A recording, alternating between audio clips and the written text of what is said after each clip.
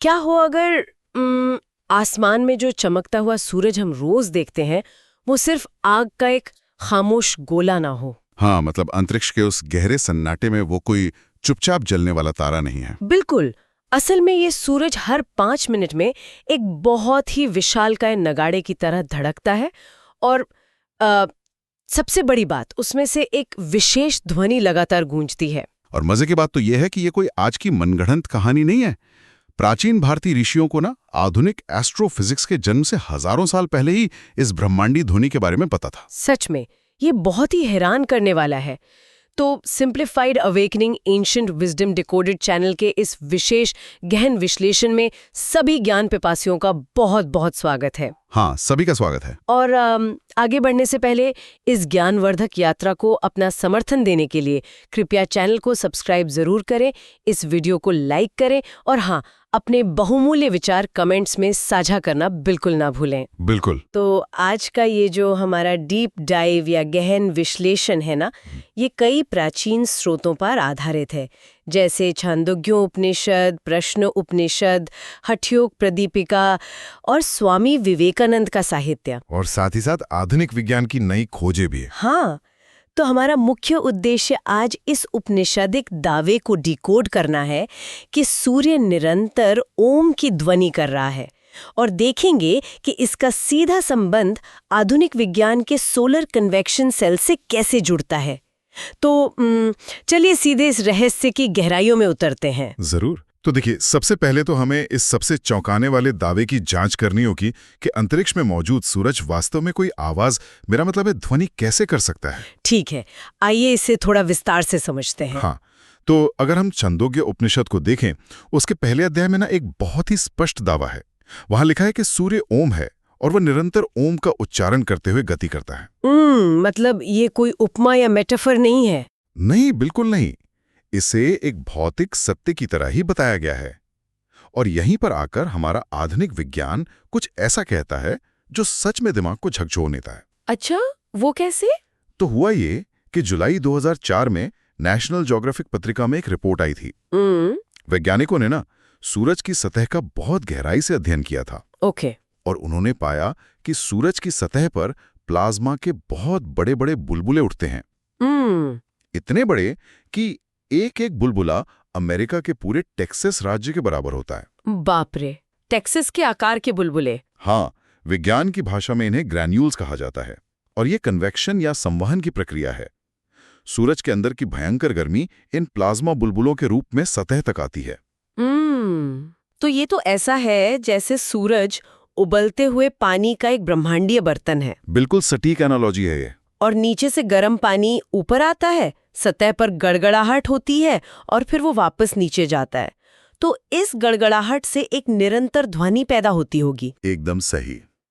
इन विशालकाय ग्रैन्यूल्स के लगातार उठने और गिरने से बहुत ही शक्तिशाली अकॉस्टिक वेव्स यानी ध्वनि तरंगें पैदा होती हैं और इस वजह से पूरा का पूरा सूरज हर 5 मिनट में एक ड्रम की तरह धड़कता है। अरे वाह! लेकिन एक सेकंड, मैं यहाँ बीच में टोक रही हूँ। हाँ, बताइए। एक बहुत बड़ी वैज्ञानिक चुनौती है इसमें। अंतरिक्ष तो पूरी तरह से एक वैक्यूम है ना? वहां कोई हवा नहीं है। हाँ, बिल्कुल वैक्यूम है। तो अगर सूरज एक नगाड़े की तरह बज भी रहा है तो वैक्यूम में तो ध्वनि यात्रा कर ही नहीं सकती। तो फिर हमारे प्राचीन ऋषियों ने बिना किसी रेडियो या उपकरण के इसे सुना कैसे? यहाँ जो सबसे हैरत अंगेज बात है ना, वो ये है कि ध्वनि केवल वो नहीं है जो हवा के जरिए हमारे कानों तक पहुंचती है। अच्छा, तो और क्या है? हठ योग प्रदीपिका में नाद योग का एक पूरा विज्ञान समझाया गया है। अच्छा। इसके अनुसार जब किसी ध्वनि की फ्रीक्वेंसी यानी आवृत्ति बहुत ज्यादा बढ़ जाती है ना, तो वो भौतिक माध्यमों को छोड़ देती है। मतलब उससे हवा की जरूरत नहीं पड़ती? बिल्कुल नहीं। वो एक अलग ही सूक्ष्म क्षेत्र में, जिसे साइकिक फील्ड्स कहते हैं, उसमें यात्रा करने लगती है। और प्राचीन योगियों ने इसे अपने भौतिक कानों से नहीं सुना था। तो फिर कैसे सुना? उन्होंने इसे ध्यान की असीम गहराइयों में अपनी चेतना के जरिए महसूस किया था। उनका अपना नर्वस सिस्टम ही एक एंटेना बन गया था। क्या बात है! ये तो सच में बहुत रोचक हो जाता है यहाँ पर। अच्छा, मान लेते हैं कि सूरज सचमुच एक ध्वनि उत्पन्न करा है और ऋषियों ने उसे महसूस भी कर लिया। हाँ। लेकिन एक और सवाल आता है, वो ध्वनि विशेष रूप से ओम ही क्यों है? मतलब कोई और ध्वनि क्यों नहीं? या ई या कुछ और क्यों नहीं? ये बहुत ही बढ़िया सवाल है और अगर हम इसके वैज्ञानिक और भाषाई ढांचे को समझे ना तो स्वामी विवेकानंद जी ने इसे बहुत अच्छे से समझाया है। उन्होंने क्या कहा इस बारे में? उनके विचारों और उपनिषदों के अनुसार ओम जो है, जिसे हम AUM कहते हैं, वो सभी ध्वनियों का मैट्रिक्स या मूल है। मैट्रिक्स? वो कैसे? देखिए, जब हम कुछ बोलते हैं तो इंसान के गले से निकलने वाली सबसे पहली और बुनियादी ध्वनि होती है ए या आ। ये गले के बिल्कुल मूल से निकलती है। अच्छा। हाँ, सही है। उसके बाद आता है यू या ऊ, जो उस ध्वनि को मुंह में आगे की ओर ले जाने की प्रक्रिया है। अच्छा। और अंत में आता है एम या म, जो होठों के बंद होने को दर्शाता है। तो AUM पूरी की पूरी ध्वनि उत्पादन प्रक्रिया को ही समेटे हुए है। अरे वाह, इसका मतलब AUM केवल एक शब्द या मंत्र नहीं है। बिल्कुल नहीं। ये तो किसी भी ध्वनि की शुरुआत, मध्य और अंत का पूरा पैकेज है।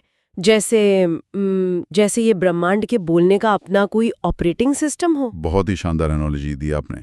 और अगर हम इसे और भी बड़े पैमाने पर देखें ना, तो प्राचीन ग्रंथों में इसे स्फोट या नाद ब्रह्म कहा गया है। नाद ब्रह्म? हाँ, वो सबसे सूक्ष्म अवस्था जो दुनिया के सभी शब्दों का, सभी कंपनों का मूल है।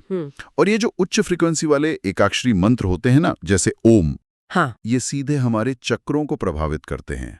जब कोई इसका सही उच्चारण करता है तो ये दिमाग में एक मानसिक विस्फोट उत्पन्न करता है और ध्यान को एक जगह केंद्रित करने में मदद करता है। तो मतलब ओम केवल एक प्रतीक नहीं है? नहीं, उपनिषदों के अनुसार ये स्वयं ब्रह्म है। ये वो ऊर्जा है जो कंपन के माध्यम से पूरे अंतरिक्ष और हमारे प्राण को आपस में जोड़कर रखती है। प्राण से याद आया, सूरज और ओम के बीच इस ब्रह्मांडीय संबंध को तो हम समझ गए। हाँ, लेकिन अब ये जानना जरूरी है कि ये ध्वनि और सौर ऊर्जा ही, मतलब सूरज की जो ऊर्जा है, वो पृथ्वी पर हम इंसानों को कैसे चला रही है? इस पर ईशा उपनिषद और प्रश्न उपनिषद बहुत ही गहरी बात कहते हैं। उनके अनुसार सूरज का काम सिर्फ आसमान से रोशनी देना या गर्मी देना नहीं है। तो और क्या काम है सूरज का? सूरज असल में एक इवोल्यूशनरी इम्पल्स है, यानी एक विकासवादी आवेग। थोड़ा आसान भाषा में समझाएंगे? मतलब वो ऊर्जा जो जीवन को बस बनाए ही नहीं रखती, बल्कि उसे विकसित भी करती है। ग्रंथों में बताया गया है कि सूरज की किरणें सीधे इंसान के शरीर की नाड़ियों में प्रवेश करती हैं। नाड़ियां? मतलब हमारा एस्ट्रल नर्वस सिस्टम। बिल्कुल। और जिसे हम प्राण या वाइटल फोर्स कहते हैं ना, वो प्राण असल में सौर ऊर्जा का ही वाहन है। सूर्य की ऊर्जा प्राण के जरिए ही हमारे अंदर बहती है। तो इस सब का आखिर क्या मतलब है?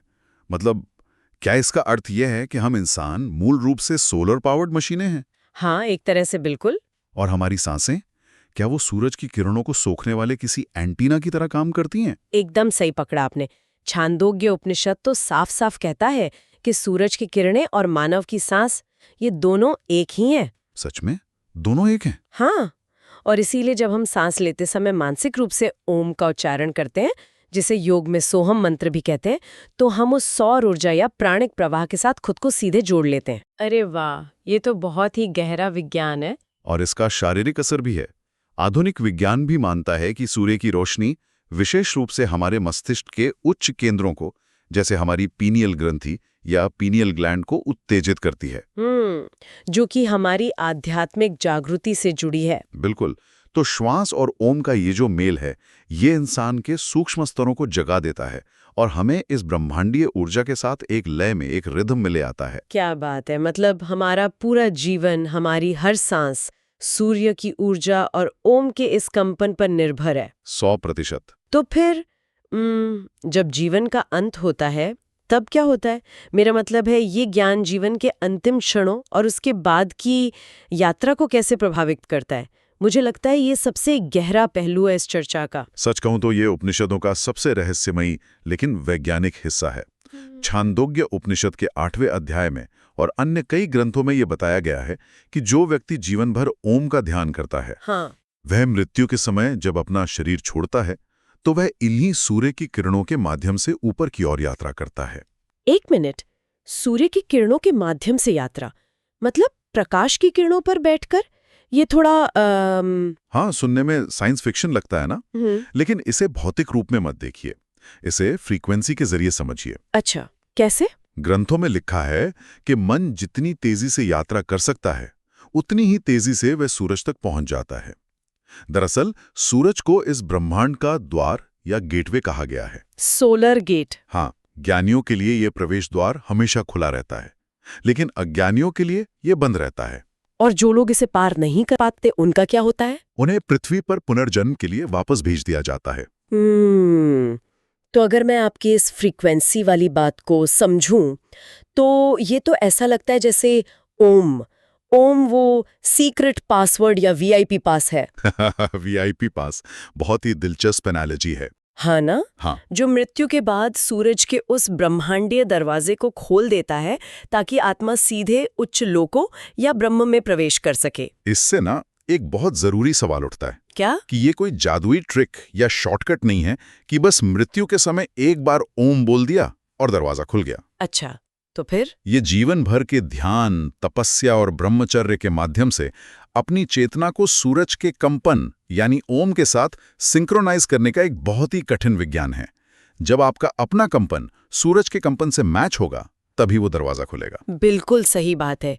ये फ्रीक्वेंसी मैच करने वाली बात सच में बहुत लॉजिकल लगती है। हाँ, बिल्कुल है। तो चलिए आज के इस बेहद दिलचस्प गहन विश्लेषण को थोड़ा समेटते हैं। हमने देखा कि कैसे ओम केवल एक भाषाई शब्द या कोई धार्मिक प्रतीक भर नहीं, बिल्कुल नहीं, यह एक भौतिक वास्तविकता है। हाँ, यह तो हमारे सूरज की संवहन कोशिकाओं यानी कन्वेक्शन सेल्स की एक भौतिक ध्वनि है, और यह ध्वनि सिर्फ अंतरिक्ष में नहीं गूंज रही। सही कहा। ये प्राण के रूप में हमारी सांसों में बह रही है, हमारी नाड़ियों को सक्रिय कर रही है। और अगर इसे सही से साधा जाए तो अंततः यही ध्वनि अमरता तक पहुंचने का एक पुल या मार्ग बन जाती है। एकदम सही निष्कर्ष निकाला है आपने। तो इस चर्चा को खत्म करने से पहले जो भी लोग हमें सुन रहे हैं उनके लिए एक ऐसा विचार छोड़ना चाहूंगी जो शायद उन्हें सोचने पर मजबूर कर दे। हाँ, जरूर। देखिए, हमारा सूरज तो अरबों खरबों तारों में से महज एक छोटा सा तारा है ना? हाँ, इस ब्रह्मांड में तो अनगिनत तारे हैं। बिल्कुल। तो यदि हमारा ये एक अकेला सूरज निरंतर ओम की इतनी विशाल ध्वनि उत्पन्न कर रहा है, तो जरा सोचिए कि ब्रह्मांड के बाकी अनगिनत तारे, गैलेक्सीज मिलकर कैसी ध्वनियां उत्पन्न कर रहे होंगे। बाप रे, ये कल्पना तो दिमाग सुन्न कर देती है। हाँ, तो क्या हमारा ये छोटा सा शरीर अनजाने में ही पूरे ब्रह्मांड की इस इतनी विशाल सिम्फनी के साथ, उस ब्रह्मांडीय संगीत के साथ लगातार गूंज रहा है, जिसे बस हम अपनी इन छोटी सी इंद्रियों से सुन नहीं पा रहे हैं? ये सच में रोंगटे खड़े कर देने वाला विचार है ना? तो इस अद्भुत विषय पर और भी ऐसी ही रहस्यों को गहराई से जानने के लिए simplified awakening ancient wisdom decoded channel को अभी सब्सक्राइब करें। बिल्कुल सब्सक्राइब करें। और इस वीडियो को लाइक करें और कमेंट्स में हमें ज़रूर बताएं कि इस जानकारी ने सूरज और इस ब्रह्मांड को देखने के आपके नज़रिए को कैसे बदला है। हमें आपके कमेंट्स का इंतजार रहेगा। तब तक के लिए सुनते रहिए और अपनी चेतना को जगाते रहिए। नमस्कार। नमस्कार।